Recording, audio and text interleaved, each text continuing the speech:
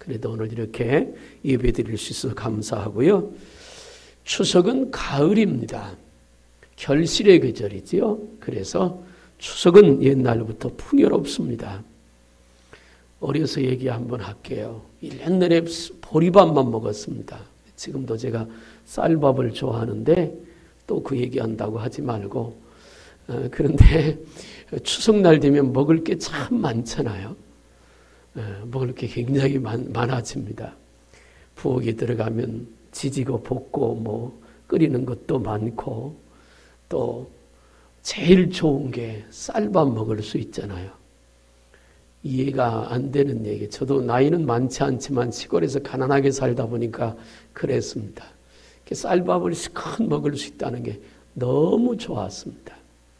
어쨌든 가을은 풍요의 계절이죠. 근데 제가 추석하면 잊어버려지지 않는 게 하나 있습니다. 저희 큰아버지가 계셨는데 둘째 큰아버지가 집안의 대소사를 다 챙기시는 어르신입니다.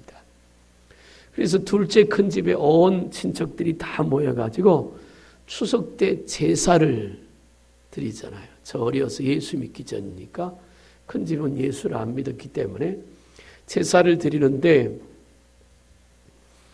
한 번만 드리는 게 아니잖아요. 증조부 누구, 증조 할머니 누구, 뭐 그 다음에 누구 해가지고 여러 번 제사를 드리는데 조카들을 큰아버님이 다 앉혀놓고 얘기합니다. 증조부 성은 뭐고, 이름이 뭐고, 뭐 어디 성씨, 무슨 성씨, 쫙. 근데 그때 어려서 그런 생각이, 야, 큰아버지는 머리가 굉장히 좋다. 어떻게 저걸 하나도 안 잊어버리고 다 기억하실까? 그렇게 저 여러 해를 들었거든요. 다 잊어버리고, 우리 바로 직전에 할머니 성함도 잘 몰라요. 성만 임씨라는 것만 압니다. 그것만 하나 남아요. 그래서 오늘 아침에도 아마 여기 오신 분들은 제사가 아니라 예배를 드리고 오셨거나 오늘 예배를 드리는 것으로 대신했을 줄로 압니다. 추석을 생각하면 그 지나온 생활을 돌아보면 하나님의 은혜라. 우리는 그렇게 할 수밖에 없습니다. 태풍이 2개, 3개째 올라와서 온 나라를 훑 것 같지만 그래도 들판에 나가면 여전히 곡식은 누렇게 잘 익었습니다. 과일값이 많이 비싸더라고요. 그래도 여전히 풍요로운 계절이고요. 우리가 이만큼 있게 된 것도 하나님의 사랑이요 은혜입니다. 앞으로 또 우리가 하나님의 은혜와 사랑으로 살 줄로 믿습니다. 그래서 어떤 교회에서는 추수감사주의를 추석으로 지켜야 한국 사정에 맞다 그렇게 말씀하시는 목사님들도 있습니다. 그 얘기도 일리가 있는 얘기입니다. 오늘 저는 하나님의 은혜에 대한 말씀을 드리려고 합니다. 요한복음 3장 16절에 하나님이 세상을 이처럼 사랑하사 독생자를 주셨으니 누구든지 그를 믿는 자는 멸망치 않고 구원을 얻는다 그랬습니다. 예수 그리스도 그분을 이 땅에 보내신 하나님께서 우리를 사랑해 주셔서 그 예수 믿게 하시고 예수 믿어 우리 죄를 사함받고 하나님의 자녀가 되는 구원의 은혜를 베풀어 주셨습니다.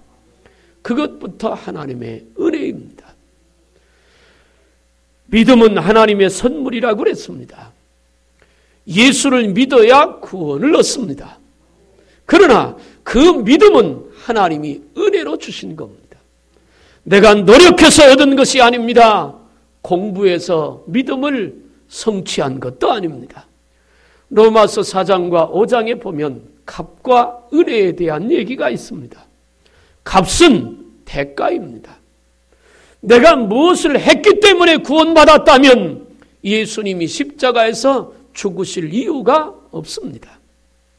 우리는 대가로 구원받은 것이 아니라 내가 무엇을 했기 때문에 구원받은 것이 아니라 예수를 믿음으로 구원을 받았습니다. 그런데 그 믿음조차도 하나님이 우리에게 거저 주시는 은혜와 사랑인 줄로 믿습니다. 예수가 믿어진 것이 축복인 줄로 믿습니다. 세상에 많은 사람들은 예수의 복음을 듣고도 하나님의 사랑이 어떤 것인가를 듣고도 예수가 믿어지지 않아서 예수를 믿지 못하는 사람 많이 있습니다. 사도행전 13장 48절에 이렇게 말합니다. 믿기로 작정된 자는 다 믿더라. 하나님의 말씀을 전했는데 그 말씀을 들었던 사람들 중에 구원받기로 정해놓은 사람들은 그 말씀을 들을 때 그 안에 믿음이 임해서 예수를 믿어 구원받았다, 그 말입니다. 그 말을 받고 얘기하면 구원받지 못할 사람도 세상에는 있다는 것을 말씀하고 있습니다. 우리가 멸망치 않고 영생을 얻게 된 것이 하나님의 은혜입니다. 성경은 은혜의 책입니다. 죄 많은 삭개오가 구원받은 것도 은혜입니다. 그리고 남편을 5이나 바꿨던 사마리아 여인이 예수 만나서 구원 얻은 것도 은혜입니다. 예수님의 십자가 못 박혀 달리실 때 우편에 같이 달려 죽었던 강도가 그 순간에 주님을 믿음으로 낙원에 이르렀던 것도 은혜입니다. 귀신 들린 사람이 고침받은 것도 은혜고, 그리고 38년 동안 병자로 있다가 예수님에게 고침받아 새 인생을 살리게 된 것도 은혜입니다. 12년 동안 하혈을 하며 고통의 삶을 살다가 예수님의 옷자락을 잡는 순간 깨끗하게 치료받고 구원받은 그 사실도 은혜입니다.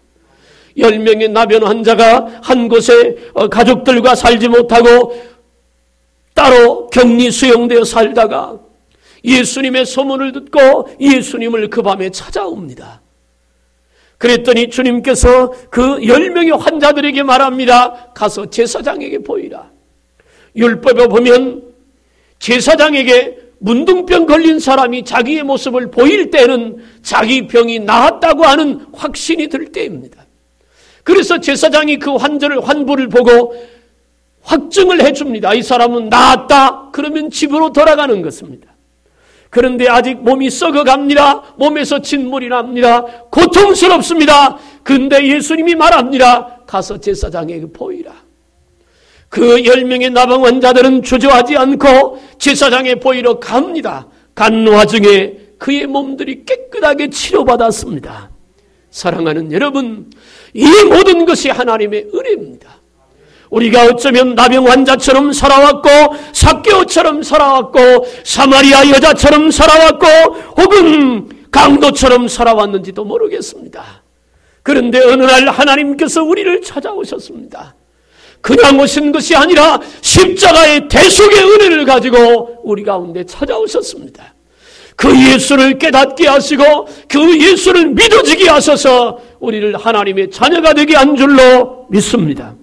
그러므로 지금 여기에 이 자리에 서서 우리 삶을 돌아보면 어느 것 하나 하나님의 은혜가 아닌 것이 없다는 거예요. 나는 이번 추석 때 여러분들이 오랜만에 만나는 가족들과도 하나님의 은혜를 나누고 서로의 사랑을 확인할 수 있는 그런 기회가 되기를 주님의 이름으로 축복합니다. 은혜에 반대되는 말은 인간의 힘으로라고 하는 말입니다. 하나님의 은혜로 사는 게 성도라면 하나님의 은혜로 살지 않는 사람은 믿음이 없는 사람입니다. 오늘 본문에는 요셉에 대한 얘기가 나와 있습니다. 잘 압니다. 요셉 누구인지. 야곱에게 12아들이 있었습니다. 요셉이 그 중에 하나입니다. 배다른 형제들이 있습니다. 아버지 야곱은 요셉을 많이 사랑했습니다.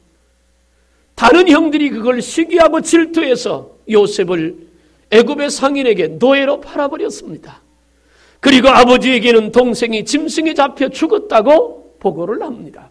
죽은 줄 알았습니다. 그렇게 요셉은 애굽에 팔려갔습니다. 오랜 세월 동안 애굽에 살았습니다. 그러나 요셉은 애굽에 팔려갔을지라도 하나님이 요셉과 동행했고 요셉은 어려서 하나님께서 자기에게 주신 비전을 붙들고 삽니다. 하나님의 약속을 붙들고 살아요. 그렇게 많은 세월이 지났습니다. 하나님께서 요셉을 축복해서 애굽의 총리가 됐습니다. 그런데 그 무렵에 애굽에 7년 동안 흉년이 시작됐습니다. 비가 한 방울도 오지 않습니다. 온 땅이 말라서 농사를 지을 수가 없습니다. 다들 굶어 죽을 지경에 있을 때 하나님께서 요셉에게 지혜를 주셔서 7년 풍년 동안 창고를 전국에 가득 짓고 그 창고마다 곡식을 잔뜩 쌓아놓고 7년 6년 동안 그 곡식을 풀어서 애굽에 온 국토를 사서 왕에게 바쳤습니다. 애굽 사람들은 요셉을 존경했습니다. 왕조차도 요셉을 높이 샀습니다. 그때 그 온 지역에 가뭄이 7년 동안 왔으니까 먹을 것이 떨어졌을 때 야곱은 아들들을 시켜 애굽에 가서 곡식을 사오게 합니다. 요셉 앞에 형들이 곡식을 사러 왔을 때 보니까 형들입니다. 예전에 자기를 팔아버렸던 그 형들. 어쩌면 인간적으로 보면 죽이고 싶은 마음, 원수 같은 미운 마음도 있었겠지만 요셉은 형들을 볼 때 미워하지 않았습니다.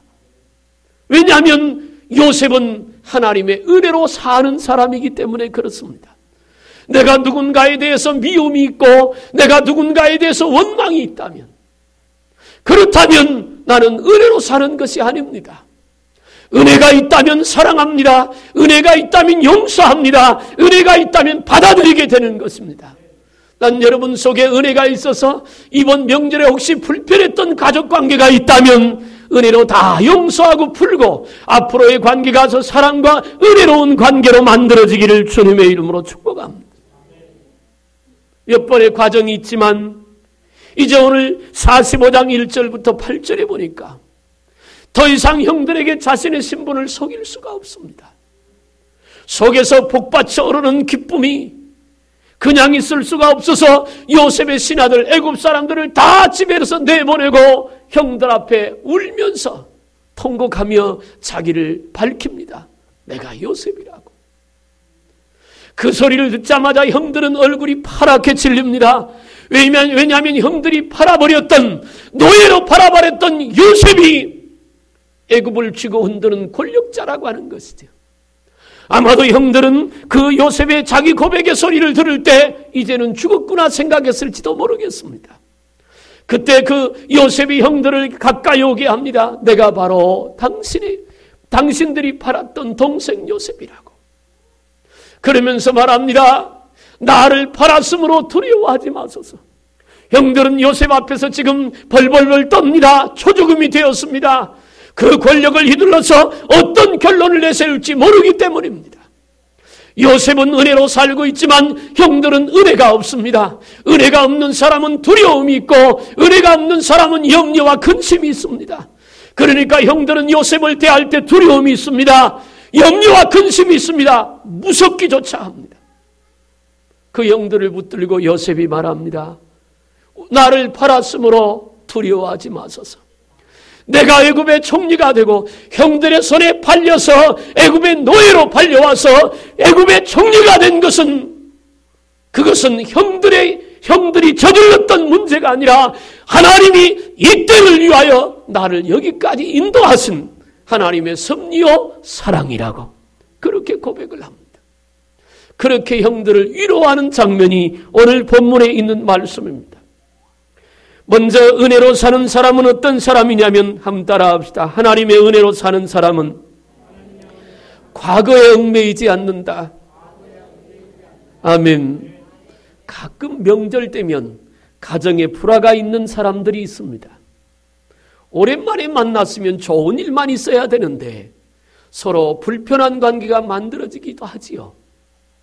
예전에 있었던 앙금이 남아서 불편하기도 하고, 또 명절에 음식을 만들고 힘들다 보니까 불편하기도 하고, 아무것도 아닌 말에 툭 던진 한 말에 상처가 입어서 마음이 불편한 관계가 만들어지기도 합니다.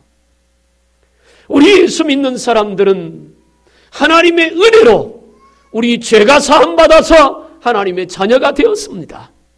그렇다면 우리 마음속에는 누구를 미워하고 누구를 질투하고 과거의 어떤 일 때문에 누구를 싫어하는 일이 없어야 할 줄로 믿습니다.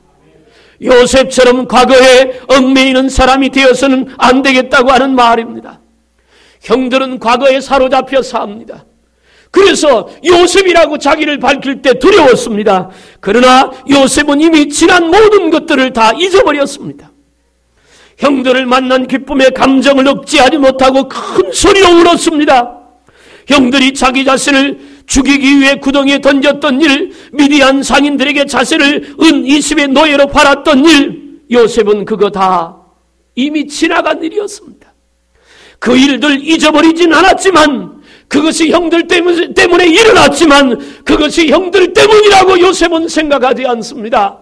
하나님이 요셉의 인생을 섭리하고 계시고 이때를 위해서 하나님이 인도에 가셨다고 요셉은 그렇게 고백하고 있습니다. 중요한 것은 상대가 어떻게 변하느냐보다 내가 어떻게 변하느냐입니다. 그것이 중요한 거예요.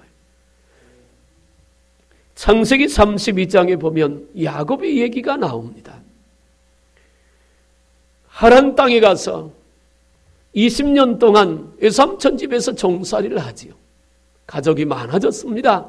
가축이 많은 부자가 됐습니다. 그리고 고향으로 돌아가려고 가는 중입니다. 미리 정탐꾼을 보내서 고향에 있는 형 에서의 동태를 살펴보게 했더니 동생 야곱이 온다는 소리를 듣고 에서가 400명의 군사를 거느리고 마주대에 온다는 소식을 듣습니다. 야곱이 걱정이 됩니다. 밤을 새웁니다. 고민스럽습니다. 형이 군사 400명을 데리고 온다면 분명히 예전에 장자 명목과 축복권을 뺏은 그거 잊지 않고 나를 죽이려고 할 텐데 내가 어떻게 하면 좋겠느냐 고민을 합니다. 그리고는 나름대로 머리를 써서 작전을 씁니다. 제 앞에 가장 좋은 가축들을 두고 그 앞에 두고 조카들을 두고 아내들을 두고 강을 건너게 한 다음에 자기는 강을 건너지 않습니다. 이유는 이것입니다. 형이 앞에 와서 형이 야곱에게 와서 제일 먼저 좋은 것들을 보고 그거 받고 마음 좀 풀으라고. 그거 안 되면 조카들 보고라도 날 좀 용서해달라고. 안 되면 내 아내들을 보고 용서해달라고. 그런데 왜 야곱은 강을 안 건넜냐고요? 앞에서 치기 시작하면 도망가려고. 그게 야곱의 심보였습니다. 그런데 그 밤에 야복강 나루터에서 야곱이 밤이 맞도록 천사와 씨름합니다. 하나님은 그 밤에 야곱을 변화시키기로 작정하신 겁니다. 야곱을 새롭게 하기로 결정하신 겁니다. 천사를 보내서 야곱과 씨름합니다. 밤새도록 씨름하다가 천사가 한도뼈를 쳐서 야곱을 쳐서 부러뜨립니다. 그때서야 야곱이 천사를 붙들고 말합니다. 나를 축복하지 아니하면 나를 놓지 않겠습니다. 그때 하나님께서 야곱을 이스라엘로 바꿔주지요. 그 밤에 야곱이 변했습니다. 하나님 만나서 새로워진 겁니다. 그리고 다음날 날이 밝자 작전을 바꿨습니다. 야곱이 맨 앞에 섭니다. 어쩌면 에스더의 고백과 같은 고백이 있었는지도 모릅니다. 죽으면 죽으리이다. 그리고 맨 앞에 섰습니다. 형 에서가 군사 400명을 거느리고 적이 옵니다. 가슴이 떨립니다. 두렵습니다. 그럼에도 자신이 있습니다. 그런데 놀라운 일이 벌어졌습니다. 400명의 군사를 거느리고 온 에서가 말에서 내려더니 야곱의 목을 끌어안고 웁니다. 얼마나 고생이 많았냐고. 20년 동안 얼마나 힘들게 살았냐고. 얼마나 아픔이 많았냐고. 그리고는 에서와 야곱이 화해를 합니다. 여러분, 내가 변하면 다른 사람도 변할 줄로 믿습니다. 내가 은혜로우면 다른 사람에게도 은혜가 나누어지게 됩니다.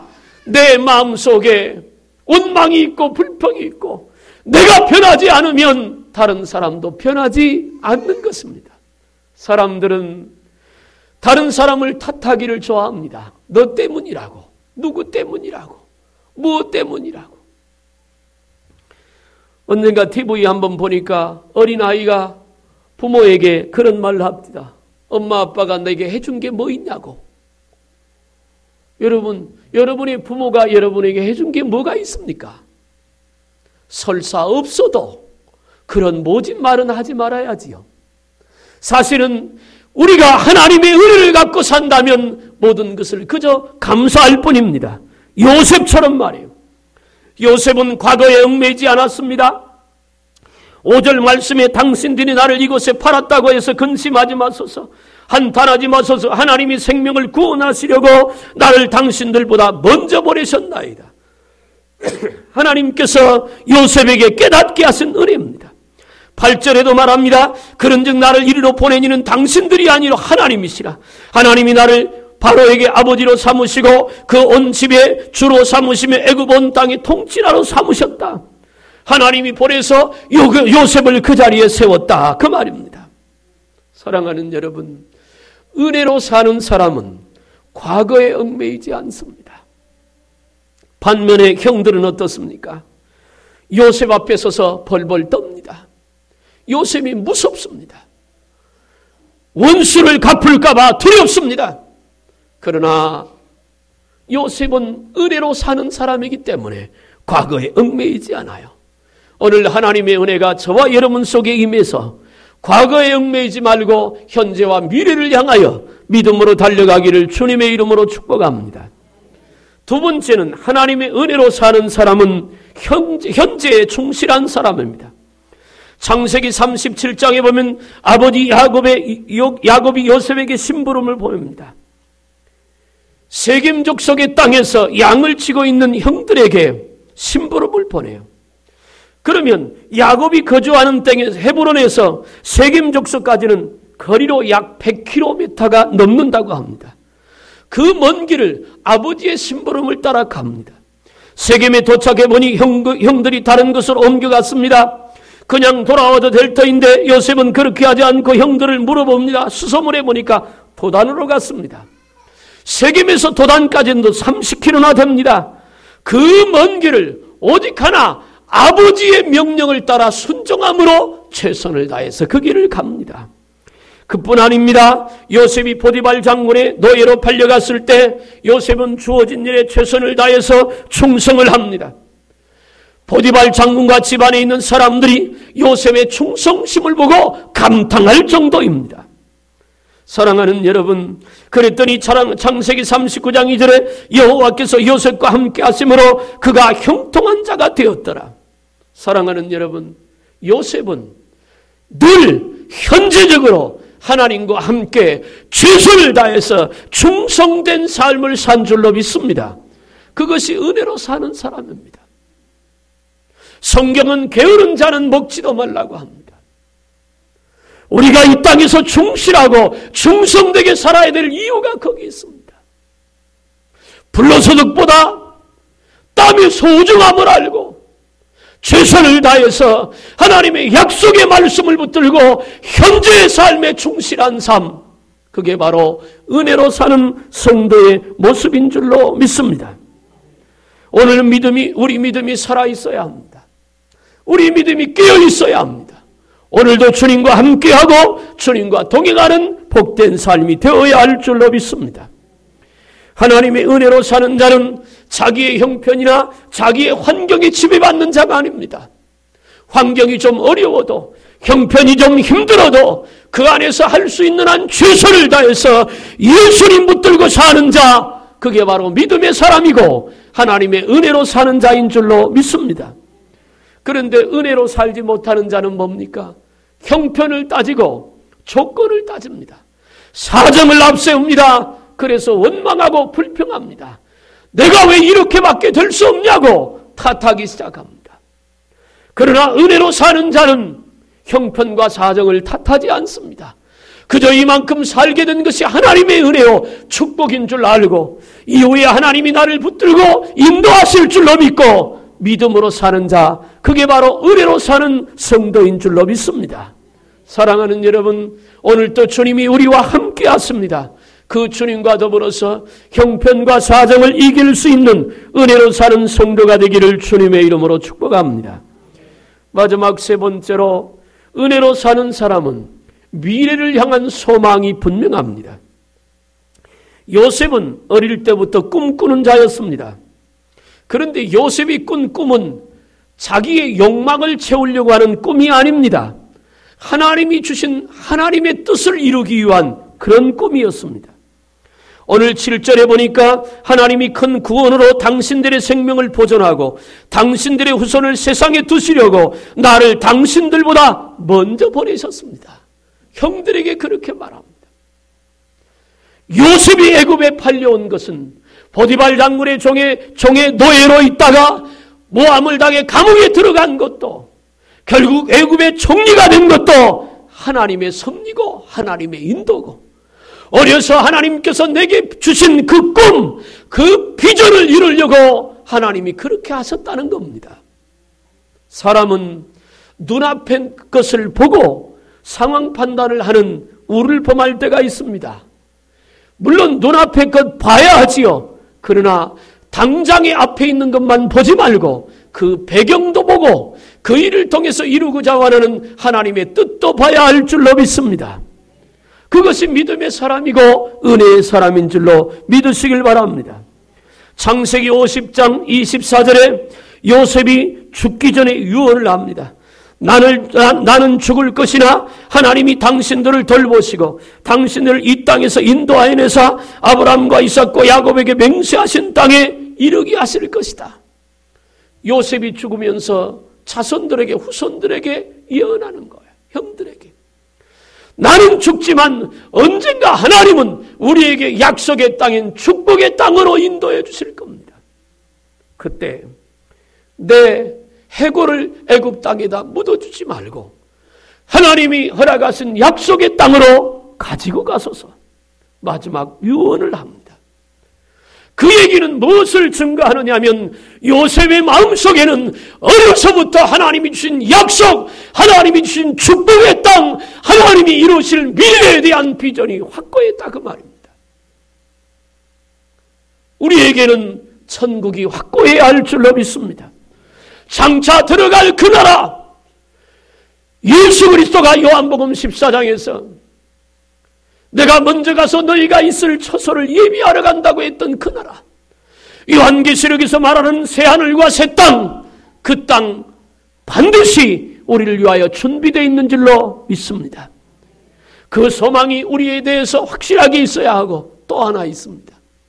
장차 죽어서 들어갈 천국 말고 주님이 함께하여 우리 안에 이루어지는, 내 안에 있는 천국. 하나님 나라가 어디입니까? 하나님이 다스리는 나라가 천국 아니에요. 우리 마음을 주님이 다스리면 우리 마음의 천국이 이루어지는 것이고, 우리 가정의 주인이 주님이시면 우리 가정의 천국이 이루어질 줄로 믿습니다. 그 천국에 대한 소망, 그거 갖고 살아야지요. 그게 성도의 삶이 아닙니까? 장차 들어갈 천국만 소망하고 이 땅에서 괴롭고 아픔과 고통의 삶을 산다면 그것 또한 불행이지 않아요. 장차 들어갈 천국은 반드시 있습니다. 그러나 그 천국 예수 이름으로 우리 마음에 이루고 우리 가정에 이루어서 이 땅에서도 주님과 함께 천국을 이루는 복된 삶이 되길 바랍니다. 미래의 소망이 현재를 풍성하게 만드는 겁니다. 미래의 소망이 지금을 아름답게 만드는 거예요. 요셉은 미래의 소망에 대한 분명한 그런 비전이 있었습니다. 오늘 이 아침에, 추석날 아침에 하나님께 예배하며 우리 모두가 천국을 사모하는 은혜가 충만하기를 주님의 이름으로 축복합니다.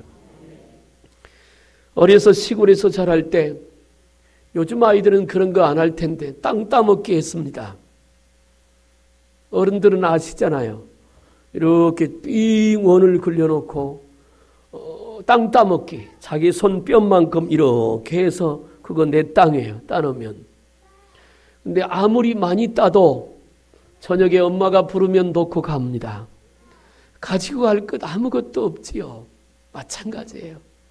지금 죽도록 붙들고 사는 것도 주님이 붙들면 다 놓고 갑니다. 그래서 천국에 대한 소망이 더 확고해야 될 이유가 거기 있는 줄로 믿습니다. 이제 말씀을 마치려고 합니다. 오늘 우리가 이 땅에 살면서 하나님의 은혜로 사시길 바랍니다. 그 하나님의 은혜는 사모하는 자에게 하나님께서 주심하고 약속하셨어요. 오늘 예배하는 저와 여러분들에게 요셉에게 임했던 은혜가 임하길 바랍니다. 그래서 과거에 집착하지 마십시오.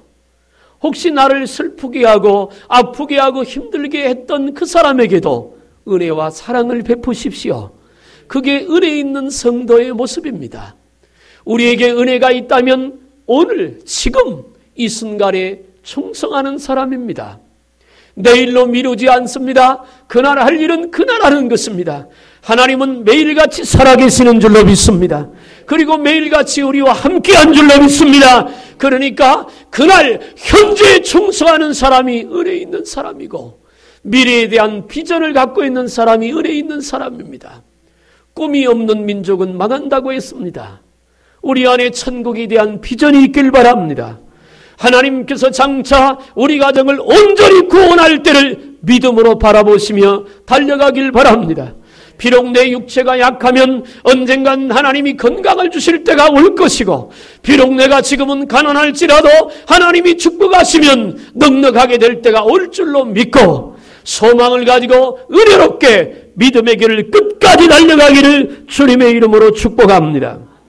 고린도전서 15장 10절에 사도 바울은 이렇게 말합니다. 내가 나된 것은 하나님의 은혜로 얻은 것이니 내게 주신 그의 은혜가 헛되지 아니하여 내가 모든 사도보다 더 많이 수고하였으나 내가 한 것이 아니 오직 나와 함께 하신 하나님의 은혜로다. 바울이 고백한 거예요. 내가 여기까지 온 것은 모두가 하나님의 은혜였다. 앞으로도 하나님의 은혜일 것이다. 그렇습니다. 우리가 여기까지 온 것이 하나님의 은혜고 앞으로도 그 하나님의 은혜는 우리와 함께할 줄로 믿습니다. 하나님의 은혜가 충만한 저와 여러분들 되어 하나님께 영광이 되고 삶에도 복이 되기를 주님의 이름으로 축복합니다. 기도하겠습니다. 살아계신 하나님 아버지, 추석날 이 아침에 하나님 앞에 나와서 예배할 수 있도록 은혜를 베풀어 주심을 감사합니다. 돌아보면 모든 것이 다 은혜입니다. 하나님 앞에 예배 드리는 것도 은혜고, 여기까지 산 것도 은혜고, 건강 주신 것도 은혜고, 가정 주신 것도 은혜고, 친척 주신 것도 은혜고, 지난 1년 동안 굶지 않고 풍성하게 살 수 있는 것도 은혜고, 앞으로 살아갈 것도 은혜고, 천국의 소망을 주신 것도 은혜인 줄로 믿습니다. 평생 동안 은혜로 충만해져서 하나님께 영광이 되고 많은 영혼들을 구원하는, 특별히 가정을 온전히 구원하는 귀한 성도들 되게 하여 주옵소서. 간절히 원하옵고 예수님의 이름으로 기도하옵나이다. 아멘.